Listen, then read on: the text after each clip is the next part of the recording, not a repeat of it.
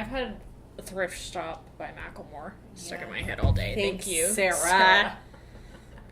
Did you see her tweet where she was like, Rand has Dom jeans? Yeah, that was... I saw it and then immediately evicted it from my memory, so thank you. It's very nice of you, Sarah, to create content for our podcast Twitter. It's very kind and thoughtful of you. Everyone's been just responding to your stuff all day. It's very kind of you. Good. Anyway. Please, please don't. Kibble, I've had a bad enough day. Could you just annoying us? Be normal for 5 minutes? You? Hey, maybe we should... Maybe we should be exiled.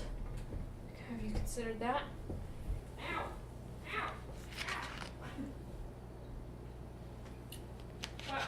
Ow! So anyway, that was like... Did he make you bleed? I don't know, he didn't.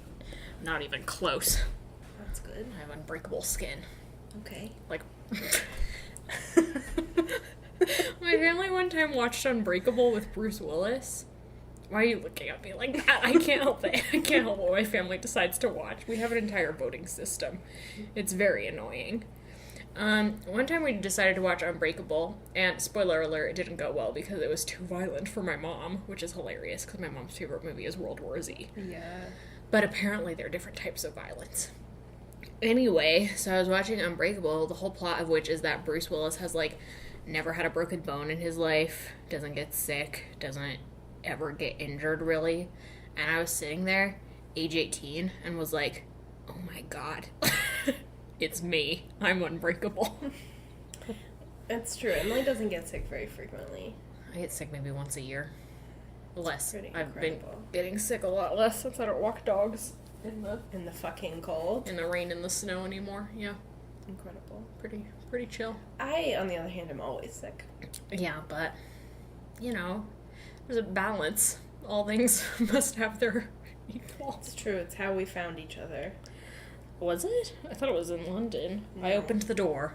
It was very romantic. It's true. Supposedly. I don't recall opening the door because I was jet lagged. Yes. And immediately after that, I slept for 3 hours on the couch. I don't know if you were there for that. Oh, no. Chrissy and Kat and I went to the park. Aw, so sweet. Yeah, it was nice. Here we are. Welcome to Everybody Hates Rand. Your friendly neighborhood Wheel of Time podcast. I'm Emily Jusha. And I'm Sally Goodger. And we're here to talk to you about Perrin stabbing things. And crying about it. Yeah, and communing with wolves and all the other usual Perrin things. It's a very Perrin sequence. This is your weekly spoiler alert. There will probably be spoilers in this podcast. You've been warned. This is also your titular PSA. Don't DM us. We don't care that you love Rand. I really don't. I really don't. I just, don't give a shit, guys. It's just we've gone beyond, that.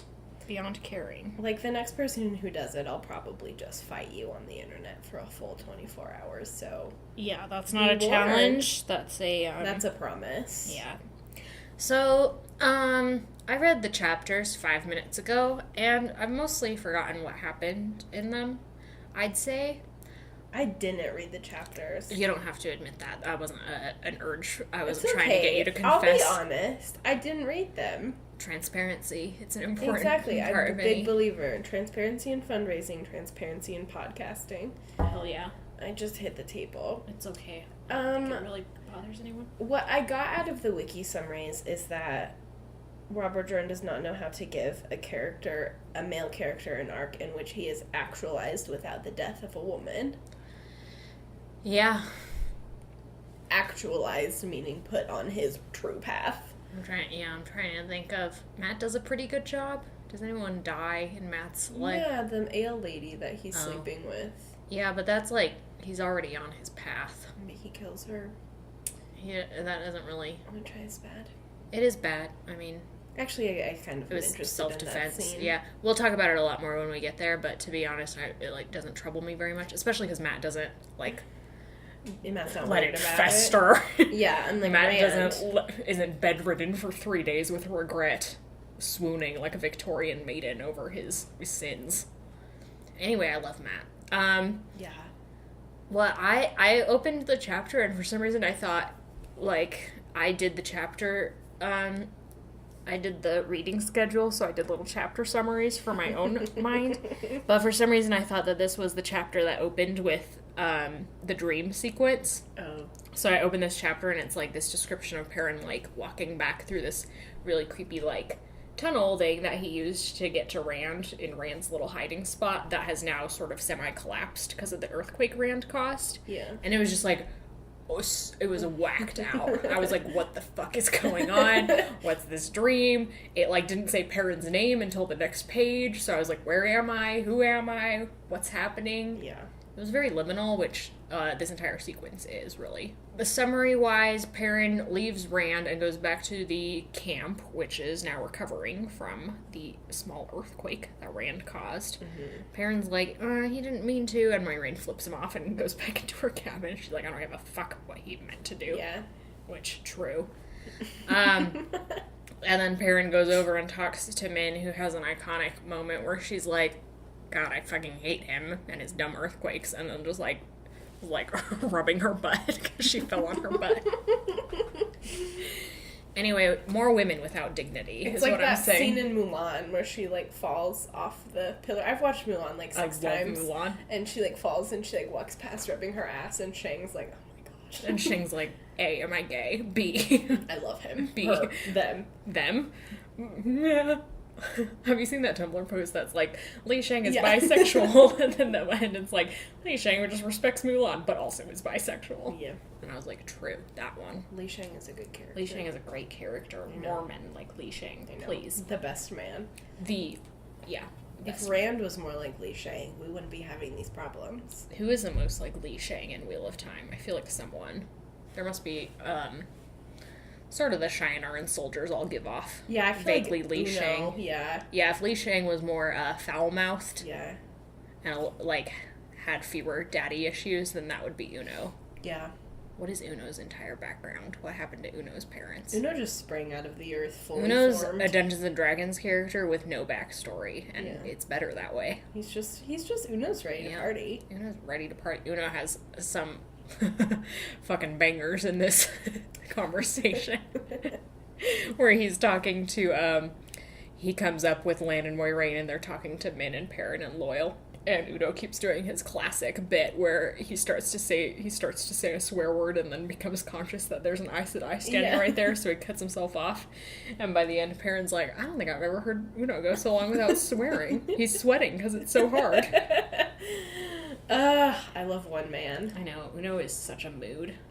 I wish Uno was in this story more frequently. I know. He's such a delight when he's on the page. Yeah. It's kind of like, I wish, if I had to replace Uno in the story with anyone, or if I had to replace anyone in the story with Uno, it would probably be Julian. Yeah. Who is a good character, but he's very bland. I don't think Julian is a good character. Well, I just mean, like, he starts out with such promise. Yeah. Is how I always felt about him. I was like, oh, cool. He's got, like, kind of a cool, like, occupation where he's this, like, weird quasi-police person. Yeah. Who's, like, in the underground of Tyr. But, like, he operates for most of the story proper outside of Tyr, and that's just, like, yeah, taking him out of his element doesn't really work. I don't understand the point of Julian. Yeah, honestly. And why he's there. He's just there. So if it was Uno and Tom following Nynaeve and Elena around God, instead, the buddy could cop you movie. Imagine? We all need Tom, old, an intellectual. Yeah. Uno. Fucked a queen. Uno. 30-ish? Middle-aged? Unknown. Don't know how old he is. 17? Don't know where his parents are. Don't know anything about him. Has an eye patch. Swears a lot. Yeah. Just amazing. Respects women. That also means Matt and Uno would interact a lot more, Exactly. which I can really appreciate. Matt and Uno could be such good friends. I know, such buddies. Matt, Uno, and Brigitte is like a perfect team. The ultimate swear and drink threesome. Yeah. Yeah. Meh. Do I? No. No. I don't think Brigitte would be into it. Brigitte's like, nah. Brigitte's like too pretty. Well, maybe she'd like Uno. Brigitte and Uno I could get into. Yeah. Ooh. What if Uno was good Kane? Oh, I would love that. My two best boys. My two best boys. Okay. Also, we're talking about chapters 3, 4, and 5. I don't know if we said that. Yeah. chapter 3 basically is just this conversation where everyone's kind of following up on Rand's earthquake thing. And Moiraine says a bunch of, like, mysterious and otherworldly shit. Kind of does her usual thing of, she reports kind of what Leia's told her. She's like, listen to this shit. There's still fighting on Almith Plain between Eredoman and Terabon, but now the White Cloaks are there. And everyone's like, oh shit. And she's like, no, get this. The White Cloaks aren't killing any of the Dragonsworn, at least, you know, they kind of make a show of killing Dragonsworn, but they're not actually making any effort to do it. Mm-hmm. And everyone's like, oh, that's weird, so maybe we can go back down there, because it's not dangerous. And she's like, no, because all these men matching Rand's description have been assassinated. Yeah.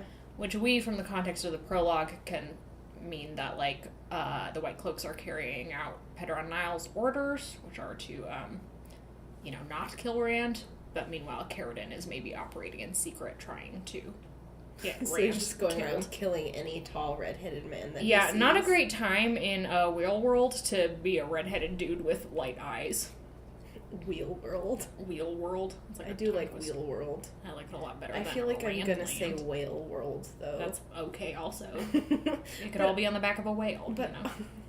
But are there any whales in Wheel of Time? I don't know. It doesn't. Does anybody ever go whaling? I know, like, Wheel of Time is good because it has such a large array of fauna, you know, flora and fauna that it references, but there aren't a lot of animals. At least animals outside of a few very specific ecosystems. Yeah, I mean, I think Wheel of Time has a surprising amount of biodiversity for a world that doesn't need to reference any type of biodiversity, but it is very much like creatures of the forest. Yeah, like and North plains. American, the Rockies, wolves and different types of birds and stuff. Yeah, it surprisingly names a lot of birds by species. It does, yeah. There's a lot of birds in which is interesting. Whaleworld. But I do not see any whales. So it's too bad that we don't spend more time on the open sea. Because I would like to know, are there whales or are there sharks? Chasing Moby Dick. Yeah, exactly. Oh my god, what if Bael'Daman just got obsessed with a whale midway through this series and then just, like, fucked off? Yeah. And everyone was like, where did he go? He got really obsessed with his whale that ate his leg. It happens. It just, Yeah. But, so are the things that the Shanshan bring, they're supposed to be elephants, right? Yeah, they bring some things that are elephants, and some of the other animals they bring are, more in the vein of, like, mythological beasts than actual animals, but yeah, the elephants are pretty much just elephants. It just brings up the question of what other type of biodiversity exists in Shandar, the continent. Shandar, I always forget that. You always tell me and I always forget it. I don't know how I remember it. I just want to call it the Shanshan place. It took me 36 full hours to remember that Paul Walker's name in the Fast and Furious movies is Brian O'Connell. O'Connell? O'Connor. I'm thinking of Rick O'Connell. Who's Rick O'Connell? In The Mummy. Is that his name? I think so. A lot of white guys. Lots of O's. Lots of Irish names. Yeah, anyway. Yeah, I don't know. I think I just personally am interested in biodiversity and animalia, as it were. I could do with a few fewer side characters if it meant that I got to hear a little bit more about the various animals. Yeah, I don't know. It's just interesting. I mean, I'm the person who wrote an entire blog about badgers, so... That was an iconic blog. I just think they're interesting. So much. But, anyway, that's not even what... Sorry, that was a weird animal sidebar. I just love animals. And Edwin sees a giraffe skeleton in the Teleron Riyadh, right? I think so. So, like, where's my fucking giraffe? Yeah, are they extinct? What happens to giraffe? Do ales live in... Ales? Do the ales live in the Holds Desert where there's, like, poisonous lizards? I don't know. If they eat onions, they don't... The ale, I've just realized this, the ale give off very strong Mad Max vibes. That's true. They're just... If you gave the ale a bunch of cars, you know that shit would immediately devolve into Fury Road. Mad Max, my name is Avienda. Yeah. My world is fire and blood. Honestly? She would eat a lizard. No, Gaul would eat a lizard. Gaul would eat a lizard. Just for fun. Just be like, hey. A snack! Can you imagine how funny that would be if he and Perrin were on, like, some scouting mission? And Perrin with his fucking wolf eyes is like, oh, a lizard. And then Gaul snatches it and fucking eats it in front of Perrin. And Perrin's like, what the hell? He just ate that like a kid with a lollipop going to the bank with his mom. What's happening? And Gaul's like, it's very good. Do you want some? And Perrin's like, what? Vomiting. I would scream, first of all. And also I think Gaul would do it. I think Gaul would do it maybe just to mess with Perrin. Yeah. This is why I think Perrin and Gaul would have a really hilarious romantic relationship. Gaul's like, I've never even eaten. He's like, I don't even know what the fuck this is. What the fuck is this? I'll just eat it. I don't know if I got to fuck with Perrin.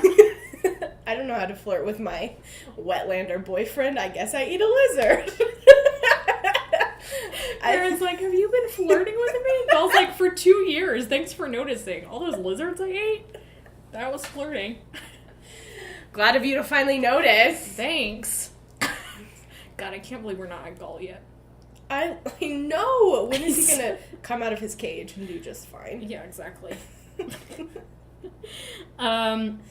Anyway, so, Moiraine updates them and then is like, and peace out, motherfuckers. I'm just gonna go, be ominous. My tent. Yeah, or and something. be completely unhelpful constantly. Yeah, she's like, oh, Leia got hit in the earthquake, but she's fine now. I healed her. And everyone's kind of like, oh, maybe that could be Min's viewing, like, that she just got hit on the head. And Min's like, no, I've never been wrong, and I was getting some pretty strong death vibes. And Perrin's like, aw, dunk. Aw, shit. And that's foreshadowing, kids. Aw, shit. Not that we care at this point. Yeah. Anyway, then Perrin goes off and goes to sleep and has the weirdest dream sequence of all time. Yeah. Which is, obviously Perrin and dreams is already like a weird combination, and this book is sort of where we start getting Perrin interacting with Teleron Riyadh. Also where Edwin starts interacting with Teleron Riyadh. They have similar trajectories in that way. But this sequence is... I'm sorry, I'm thinking about Gaul eating a lizard. I just can't stop thinking about it. It's really funny. Okay, as you were saying, Teleron. It's just really cracking me up. Anyway, this whole sequence is, like, just blurry because it's implied a little later on that these are Rand's dreams and that Perrin is sharing them. Oh, really? That's interesting. Yeah, the whole calendar thing. Oh, that's right. It's just, like, hard to tell where Perrin's dreams end and where Rand's dreams begin. Because it starts out with Perrin having this little interaction with Balsamon, who, refers to Perrin very specifically. Like, oh, you're the blacksmith. Yeah. Are you going to have the axe or the hammer?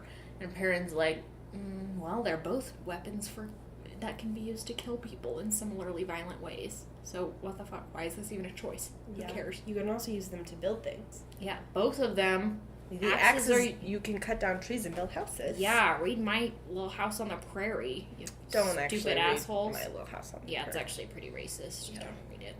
Watch Barnwood Builders on HGTV. Yeah, that's true. That's a better way to learn how to build a house. Mm-hmm. Although I did learn how to build a house from Little House on the Prairie. That would be what you took away from Little House on the Prairie. Well, I never ever encountered Little House on the Prairie in print or on screen.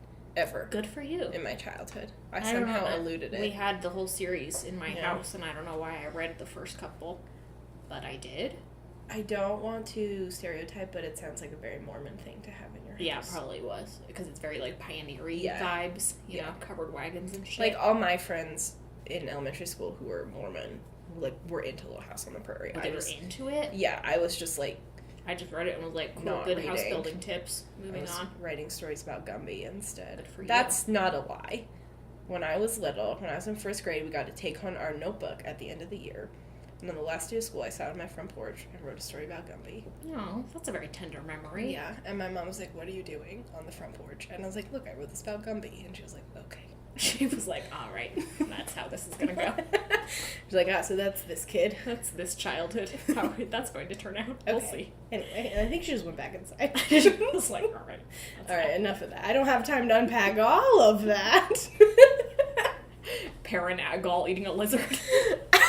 It's just really funny. When he's got his veil and he, like, pulls it down and just...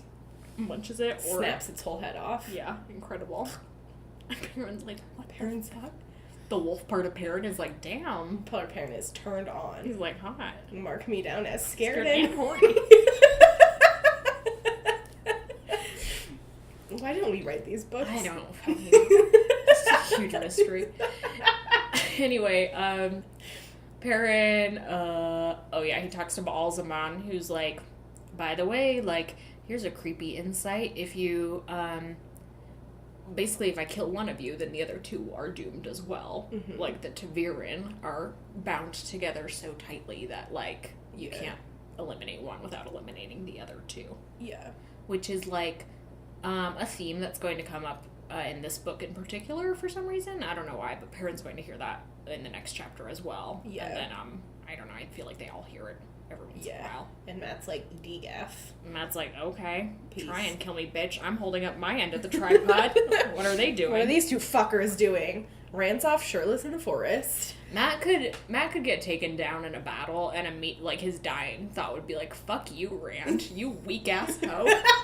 It's your fault I'm doomed. Yeah, probably. And he'd be right. He would be right.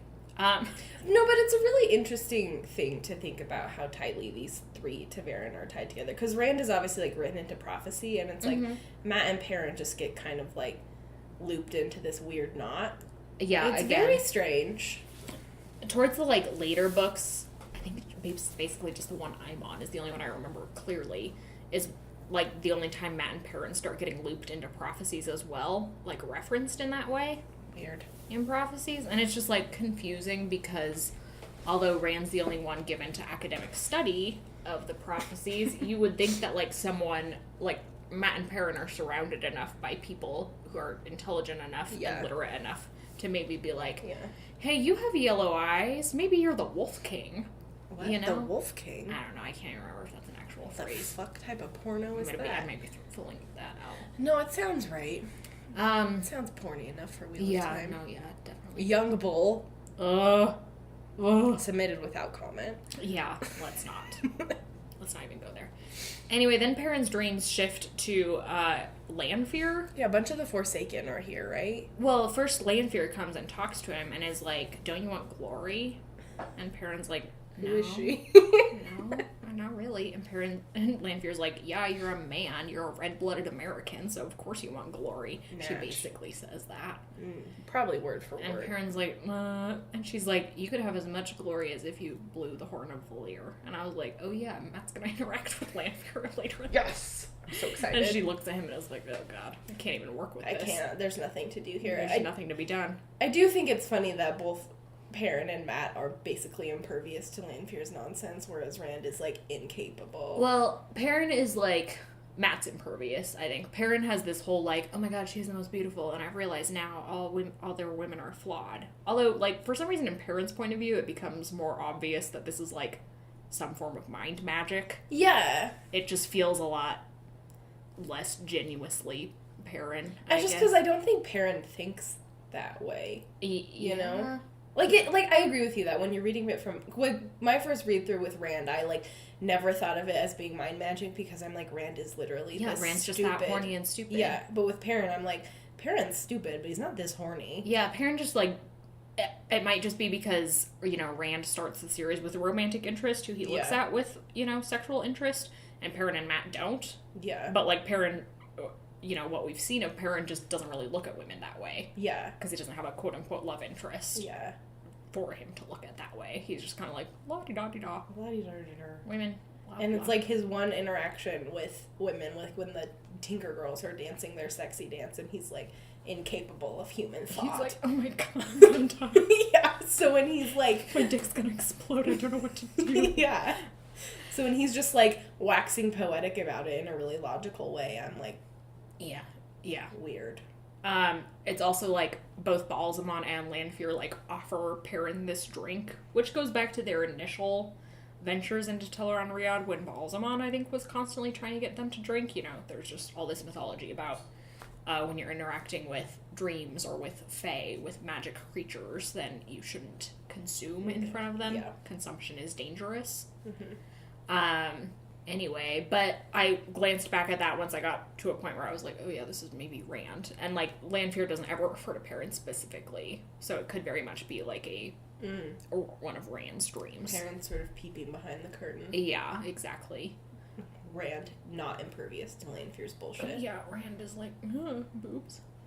Um, yeah, then Perrin hops over to, like, yet another dreamscape where he's just kind of, like, in this creepy city, and he sort of eavesdrops, or doesn't really eavesdrop because he can't hear anything, but he sees, like, first he sees Lanfear, who's just kind of, like, darting out of sight, like the classic woman in white. Then he sees two men come up and interact, and these are Ravin and Belal, if I recall from the descriptions. That's what the wiki said, so you're right. Oh, hey, yeah. Thank you. Which is kind of funny to me that, like, Samael isn't there, because these three dudes are the main Forsaken in this book, in terms of each one of our main characters is going to come into peripheral contact with them. Yeah. Like, Rand fights Belal at the end. Matt sort of runs into Ravin face first. Yeah. And Perrin, like, I forgot about that. Yeah.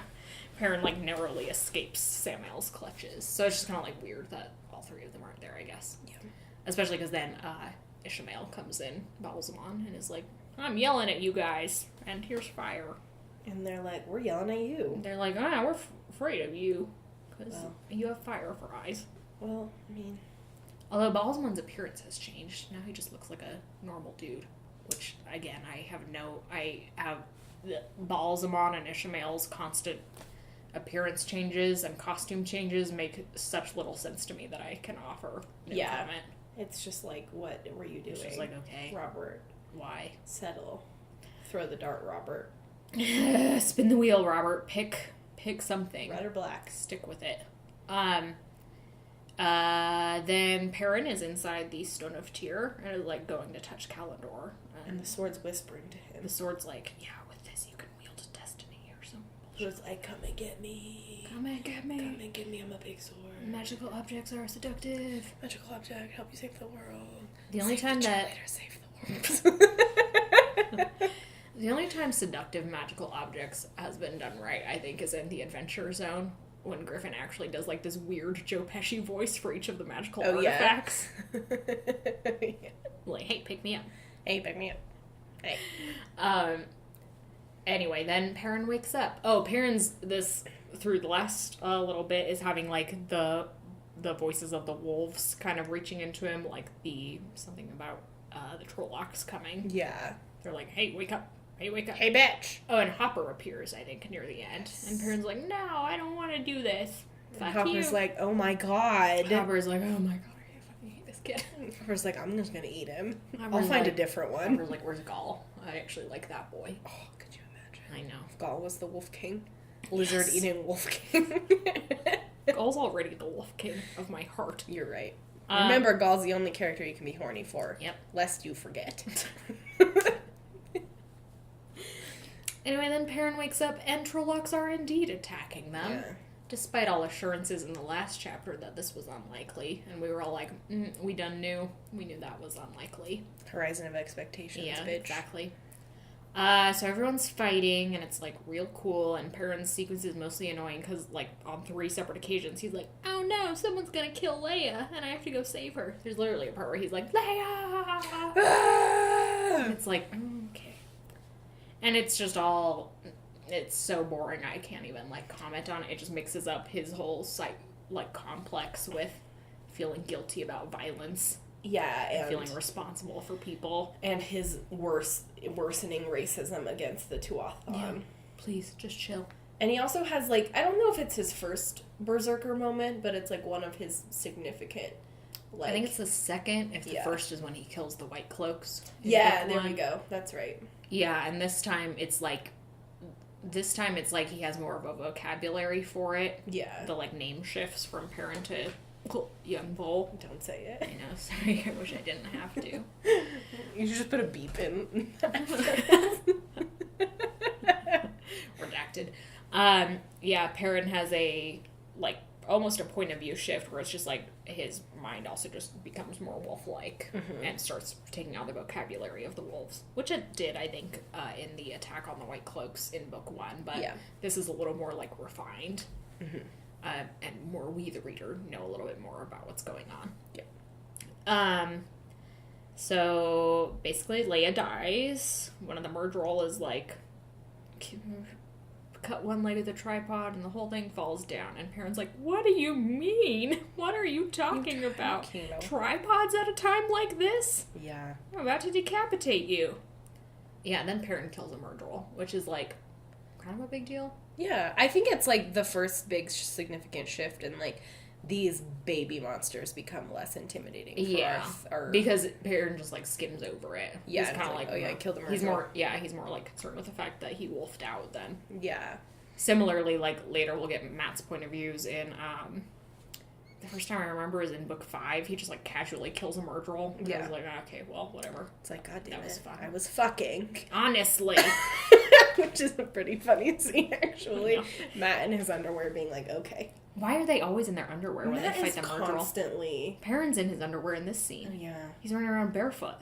Like a fucking wolf boy. Yeah, like a lunatic. They're just Tarzan around here. Why are we always keeping our... Except for Rand. Are there any scenes where Rand's in his undies? I feel like there are. I just can't think of any off the top of my head. I've repressed them. But yeah, we're constantly... Why are they always in their undies? Constantly stripping our boys down. To underoos. To their underoos. Their MeUndies.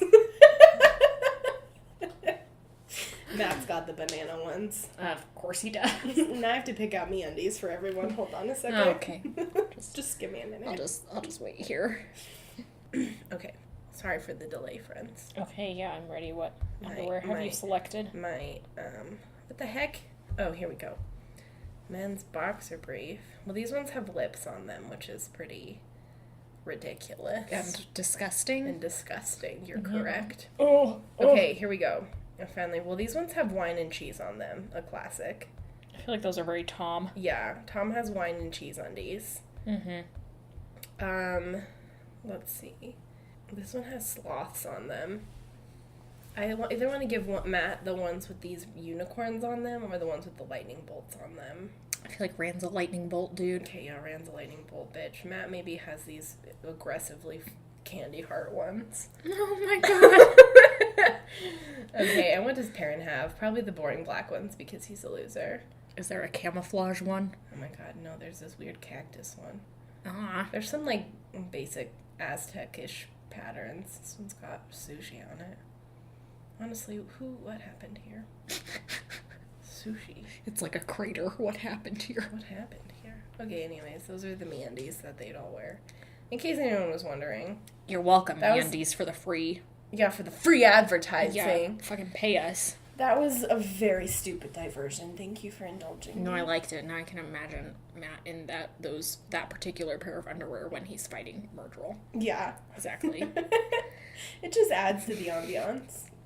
Anyway, then the fight's over, and Perrin's like, hey, we should respect the wolves, and everyone acts surprised by this, as though he's not walking around with yellow wolf eyes. Yeah, and everyone's like, what? What? He likes wolves? You want me to do what? You want me to do what? Anyway, I just always hate that. Anyway, then they go and visit Rand. Well, before that, all of the warrior boys are complimenting Perrin on his, like, warrior prowess, and I'm like, of course, like, slaps this boy fit so much toxic masculinity in it. This isn't even, I totally skimmed over the scene where Perrin is just standing there, like, getting lost in his wolf brethren's eyes as they take down another Murdrel, and at the end he fucking howls at the moon. Yeah. Oh yeah, I forgot about that! And then Min's like, are you okay? And it's like, Perrin?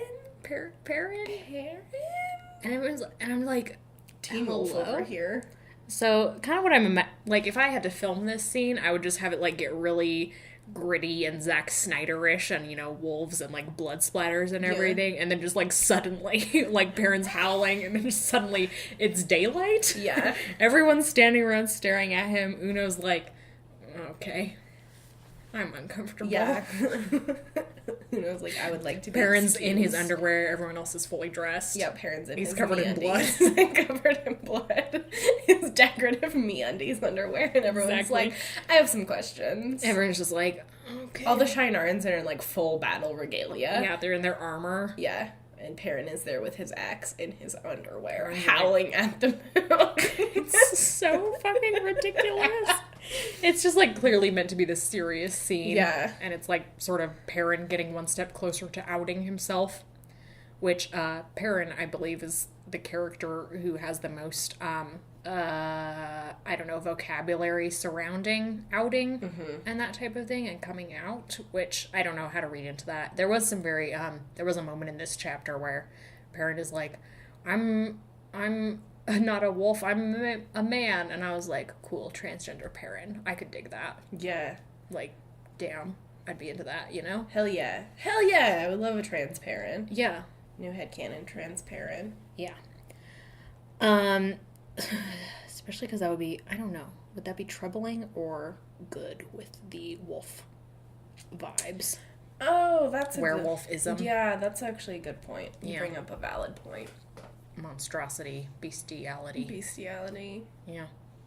We'll confer and think come more back on to that, yeah, that's yeah. a topic for next Perrin sequence that we don't have anything else to talk about. Yeah.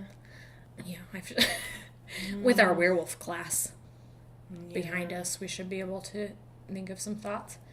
Anyway, then they go visit Rand, Perrin and Min do, and Min's like, oh, Rand, oh my god, you poor baby. And Rand's like, I couldn't even do anything, I just made some trees blow up. And everyone's like, yeah, well, we all knew you were useless. You don't have to tell us. You don't have, yeah. Then Moiraine comes up and heals everyone, and including the hole in Rand's side, which has now broken again. He's just bleeding freely. He's just constantly bleeding. It's so troubling. Pretty gross. I know. Just, God. It's like an open, festering wound. I know, it's so... How come he doesn't get infected? How come Rand doesn't constantly have fevers? Yeah, you make a valid point. Why is Rand constantly on a round of penicillin? We did talk about this last time, but I had to cut it out because we went overtime about how Wheel of Time doesn't have, like, disease of a normal sort. Mm-hmm. Although we did, like, having a fever from an infected wound makes sense in the context of Wheel of Time, but, like, the flu doesn't. Yeah, like, nobody has influenza. Yeah. Nobody's got... Typhoid. Nobody's got diphtheria. Yeah. Or tuberculosis. Yeah, it's also, like, animals don't carry diseases either. Yeah, it's very not weird. Like anyone's concerned about, like, rabies. Yeah. Interesting. Which is, I'm constantly concerned about rabies. I know, especially given all their fears about rats and ravens being the Dark One's spies. And, like, they also have rabies and the plague. And bird flu. Yeah, have you seen that meme that's like, who would win, all of Europe or one single plague-carrying rat? Yeah, and it was one single plague-carrying rat. That rat. So you should be worried about the plague, not the Dark One. Yeah, it's just like, Wheel of Time never had a plague? What do we do with that? Sounds fake. I listened to an entire episode of Sawbones that was all about sweating sickness, that thing that killed Thomas Cromwell's wife and daughters. Apparently that disease was basically only around during Tudor England. Isn't that wild and weird? Was punishing Tudor England. Honestly. He was like, fuck you, Henry VIII. God was like, Henry VIII? Oh no, Henry the Ain't. Henry the Sweating sickness. Fuck you. Anyway, and that's pretty much the chapter, I guess. Chapters. Yeah, it's more like Perrin is boring. Perrin has a stupid relationship to violence.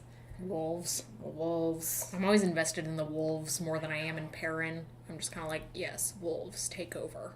Yeah, I'm like, give Hopper a point of view.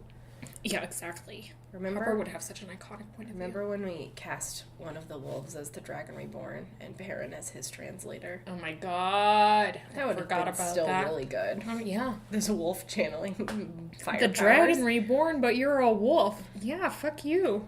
Don't be racist. It's an equal opportunity job. Yeah. The Dragon Reborn. Except for women. Yeah, no women allowed. Only a man wolf. No she-wolves in the closet. Yeah, excuse you. Stop this podcast and listen to Shakira She-Wolf. It's a very good song. Shakira. Oh, baby, when you talk like that, you make a woman go mad. Well, Wheel of Time would also benefit from Shakira in the soundtrack. Oh my god, now I'm gonna have to be thinking about Shakira. She-Wolf would probably be playing during this scene when Perrin's in his underwear. Hips Don't Lie would be playing during that scene when the Tinker Girls dance. Perrin just had a lot of Shakira. Yeah, Perrin does have very strong Shakira vibes. Whenever he and Feyre reunited, it's just, whenever, wherever, you're meant to be together. True. Yeah. Yeah. So yeah, a lot of Perrin, I would not, if I had just done this soundtrack on my own, I would not have thought to cast Perrin with Shakira, but you were right. It's just she has a lot of wolf songs. Good for her. Vibes. Yeah, good for her. Exactly. Fabulous little. And also it's like dramatic enough. Yeah, and ridiculous enough. Yeah. We've got Perrin assigned to Shakira. That's sort of got an ABBA thing going on. ABBA featuring Fergie. Yeah. Rand is, I want it to just be the type of emo music my friend Elise would have listened to in 8th grade. Rand is exclusively Linkin Park. And Green Day. Yeah, and like My Chemical Romance. I walk this lonely road. One that I actually like Green Day a little too much to give it to Rand. I'm fine with them. They're great. But... Yeah, they are a little edgelord. Or like, I'm just Simple Plan, I'm just a kid and life is a nightmare. I'm just a kid. That is a great life song. Is a nightmare. Okay, yeah, we'll come back with every song, every character's, theme band. Yeah. I think would have something cool like Florence and the Machine. Oh, hell yeah, she would have Florence and the Machine. Exactly. I think that a fun fan cast for Perrin would be Tyler Posey, who played another Teen Wolf. If Tyler Posey put on about 50 pounds of pure muscle, or fat, whatever you choose, Tyler Posey. Yeah, if they could somehow take Tyler Posey and stretch him a little bit at the shoulders, yeah. And then make his hair a little curlier. Yeah. He'd be perfect. I think he'd be, because he's played that soft wolf boy before. Yeah, his weird uneven jawline. I love him. Matt punched him once when they were children. Oh my god, can you imagine? I just think, I also saw fan art this week it was a Matt fan art, and that I'm 100% sure they used Ben Whishaw as the model because it looks exactly like Ben Whishaw. I'll have to show it to you. It's very strange. Anyway, of all the fan casts, but Tyler Posey is my new thing for Perrin. Number one. No, I like it. Yeah, I just also love Tyler Posey. Oh my god, Tyler Posey. Teen Wolf, despite everyone watching it for Dylan O'Brien, is actually only a good show because of Tyler Posey. I know, and the absolute, complete, genuine love and affection that Tyler Posey brings to that show. Yeah, Tyler Posey just brings the purest energy. Yeah. That thing you were blogged on Tumblr a while ago about how Tyler Posey, being Scott McCall was such, an important thing. Revolutionary thing, because he's, mixed race and just, I don't know, really just, cool. Good, and, his arc isn't actually defined that much by violence. Yeah, he's just, a good boy. He's just, a good boy who is a little dumb and loves his friends. Yeah, and loves his girlfriend. Yeah, and it's that's my girlfriend. That's and then my girlfriend. Yeah. You know the scene at the end of the first season when, what's his name, kidnaps Styles and is like, I need you to tell me Scott's password. His password is Allison. Yeah. And his username is also Allison. It's really pure. I need to rewatch It's Teen Wolf. the most 15-year-old boy thing that has know. ever happened on screen. I know. God bless. I love you, Scott McCall. I know. He's such a good boy. Okay. If Perrin was more like Scott McCall, we wouldn't be having these problems. We can't talk about Teen Wolf anymore. I'll get emotional. It's very good. I know. And also very bad. And also, yeah, just... And also the worst. It just gets so bad. Like Supernatural. Yeah, exactly, like Supernatural. Similar energies, too. That's gonna do it for us. But we'll be back next week with yet another Perrin point of view. We'll survive. We're gonna try and knock out... Oh, no, we have 2 chapters next week and another 2 chapters. Who knows, though? We might end up mixing this together. No, we have to stay on schedule because episode 69 is important. Yeah, I forgot. Episode 69 is when Matt uses fireworks for the first time. Yeah, and we can't not do that on episode 69. You can't fucking not do that. If we get off schedule, we have to save that chapter for episode 69. If we get off schedule, we have to then get more off schedule so that we can get back on schedule. Exactly. Yeah, okay. Housekeeping?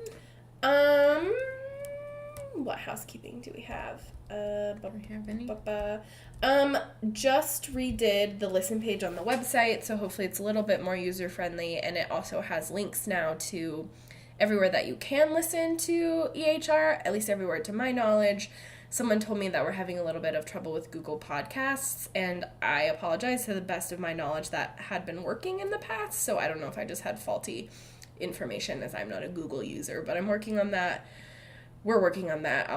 Emily's smarter than me, so she'll probably have to fix it, but that's not even true. We'll get that fixed hopefully soon. Also, if I also can get it to work, EHR should be up on YouTube and Spotify here pretty soon, starting at season 3, just because, again, we don't want to get sued for the use of tub thumping by Chumbawamba. So probably a little bit inconvenient, but we'll be on those platforms starting season 3, but anything seasons 1 and 2 will just be on the old platforms, iTunes, the website, etc., etc. We're still looking for a theme song. We've got some wonderful submissions, but we wanted to leave it open for a little while longer to be able to talk to a few more of you. So if you're interested in making the EHR theme song, please email us at everybodyhatesrand@gmail.com, or you can find us on one of our social media platforms and just message us there. That's a good reason to DM us. Mm-hmm. Bad reason is to tell me your defense of Randall Thor, America's bastard. Not interested. Anything else? Nope. Want to sign us off? Yeah, I guess. And that's another housekeeping thing. We're unfortunately recording on Tuesday of this week, which means the episode just dropped yesterday. So if you did want to send in a sign-off and you're like, why did they still do Sally's sign-off? It's just due to recording schedule this week, but still send them in. We're still interested. Yeah, dude, I want to hear all your traumas. She collects them. It's how she gets her power. Oh, horrifying. It's like... That could be a good book. Yeah. Yeah. It's like in Full Metal Alchemist, how they collect souls, but instead it's trauma. Ooh. Yeah, and you're the big trauma god monster. Think about it. Yeah, I'll ruminate on that Anyway, today I got into a car accident with a 9.5-month pregnant woman who was just sobbing hysterically in the parking lot. And it was the worst. 9.5? Yeah, she was 2 weeks overdue. Oh my god. And she was just super pregnant and super crying. And, like, my car was fine. Nobody was hurt. My car was fine. We just backed into each other. And, like, according to my coworker, it is not my fault, which I know is not what matters, but it matters to me. That can really help you get over it. But, like, her tail light was a little busted, but, like, not bad. Like, she was like, it's gonna be, like, $2,000, and I was like, sis, I doubt it, unless you go to a really shitty mechanic. Yeah, no, a broken tail light is pretty... Like, they just need to, like, pop the bumper out and, like, change the bulb. Yeah, if you go to the right guy. Anyway, I, in traumatic situations, tend to shut down and disassociate, so I was like, okay, where's your insurance? And she's just, like, screaming, sobbing hysterically in the parking lot because she was very pregnant and her car was brand new. And it was the worst. So have a good week. Fuck me, right?